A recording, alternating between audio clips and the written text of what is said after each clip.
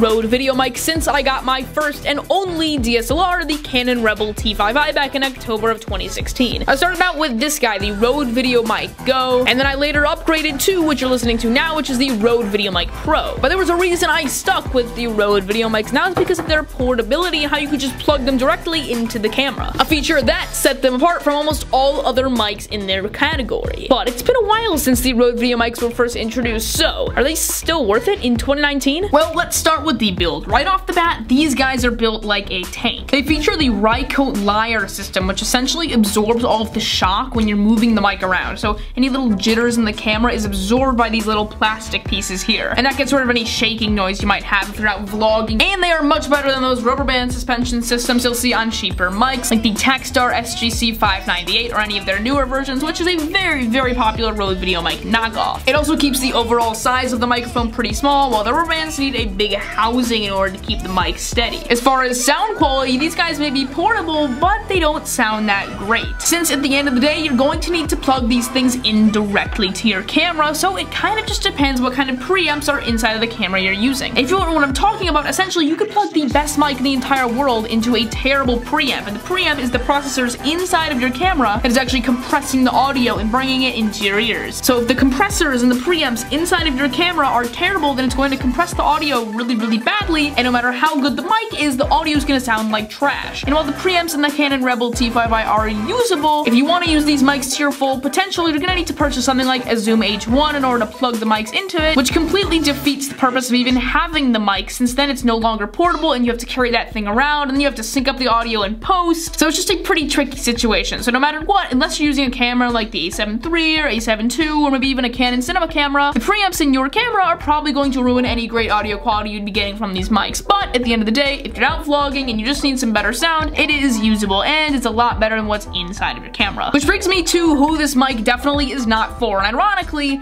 that would be me. See, I shoot most of my videos in this studio space, which is why all of the pros of these mics don't really apply. See, I don't need a mic that's super portable since I've got the space to have a big condenser microphone, and I don't need a Rycote Lyre system since my mic is almost always stationary. Plus, I don't really mind syncing the audio in post since I use Final Cut Pro, which does it automatically. Typically, the bigger the mic is, the better it's gonna sound due to its bigger chamber. So if you've got the room to put a big mic in, you're better off using a bigger mic. But of course, if you are a vlogger, you're looking to take videos while you're out and about traveling, and you're gonna be actually bringing the mic places, the Rode Video Mics are definitely for you. I would still definitely say that the Rode Video Mics are the best portable mics in this form factor that you can buy to this day. So regardless of the fact that these guys may be expensive and won't be able to live up to their full potential because you're plugging them directly into the camera, if you want something portable, this is still what I would recommend. The only reason that I use the Rode Video Mics is that I didn't want to buy more than one mic originally, and I do both these kind of videos and vlogs, so I still need a portable mic for when I'm out and about doing those travel videos. But one day I would like to upgrade into a higher mic. Luckily, I probably won't need to do that since I'm getting a new camera with much, much better preamps. But that will come in a later video. So for now, let me know in the comment section down below if you use these mics and what you,